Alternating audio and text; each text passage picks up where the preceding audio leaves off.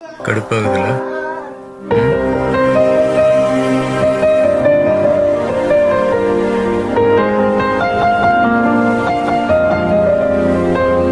You can't handle the Tamil Nadu politics. My bet. At least airport ಅಲ್ಲಿ ಅಷ್ಟು ಜನ press ಅವರು ಒಂದು ಕ್ವಶನ್ ಕೇಳ್ತಿದ್ರು, ಒಂದು ಆನ್ಸರು ಟ್ವಿಟರ್ ಅಲ್ಲಿ ಹೋಗ್ಬಿಟ್ಟು ಇಷ್ಟು ಪೇಜ್ ಆಗ್ತೀಯ, ಆ ಪೇಜ್ ನ ಅಲ್ಲೇ ಹೇಳ್ಬೋದಿತ್ತಲ್ವಾ? ಮಲ್ಕೊಂಡ್ಬಿಟ್ಟು ರಾತ್ರಿ ಎಲ್ಲ ಮತ್ತೆ ನಿಧಾನಕ್ಕೆ ಟ್ವೀಟ್ ಆಗದ. Vijay last is respect. Literally ಅಲ್ಲಿ 39 ಜನ ಸತ್ತೋಗಿ 80 ಜನ ಗಾಯಗಳಾಗಿ ಅಲ್ಲಿ ಸುತ್ತು ಓಡಾಡ್ ಸಾಯ್ತಾ ಇದ್ರೆ ನೀನು ಚಾಪರ್ ಎತ್ಕೊಂಡ್ಬಿಟ್ಟು ಆರಾಮಾಗಿ ನಿಮ್ಮ ಮನೆಗೆ ಹೋಗ್ಬಿಡ್ತೀಯಲ್ಲ ಮಲ್ಕೊಳಕ್ಕೆ. ಇದು ಯಾವ ನ್ಯಾಯ ವಿಜಯ್ ಅಂತ ಹೇಳ್ತೀನಿ.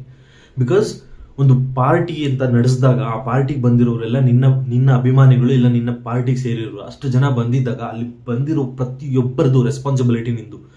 5 ಲಕ್ಷ ಬಂದಿದ್ರೆ 5 ಲಕ್ಷ ರೆಸ್ಪಾನ್ಸಿಬಿಲಿಟಿ ನಿಂದಲ್ಲಿ. ಬಟ್ ನೀನೇನ್ ಮಾಡಿದೆ? ಆಗಿದ ತಕ್ಷಣ ಹೋಗ್ಬಿಟ್ಟೆ. ಏನಕ್ಕೆ ಅರೆಸ್ಟ್ ಮಾಡ್ತಾರೆ ಅಂತ ಭಯನಾ?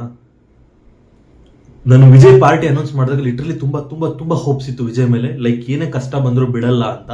ಬಟ್ ಇಂಥ ಸಣ್ಣ ಇನ್ಸಿಡೆಂಟ್ ನಿನ್ನ ಕೈಯಲ್ಲಿ ಹ್ಯಾಂಡಲ್ ಮಾಡಕ್ ಆಗಿಲ್ಲ ಅಂತ ಹೇಳಿದಾಗ ಇನ್ನ ಎಂಟೈರ್ ಒಂದು ಸ್ಟೇಟ್ ತಮಿಳ್ನಾಡು ಪಾಲಿಟಿಕ್ಸ್ ನ ಯಾವ ತರ ಹ್ಯಾಂಡಲ್ ಮಾಡ್ತೀಯ ನೀನು? ಲಿಟ್ರಲಿ ಹೇಳ್ತೀನಿ, ನಿನ್ನ ಕೈಯಲ್ಲಿ ಹ್ಯಾಂಡಲ್ ಮಾಡಕ್ ಆಗಲ್ಲ. You can't handle the Tamil Nadu politics. My bait.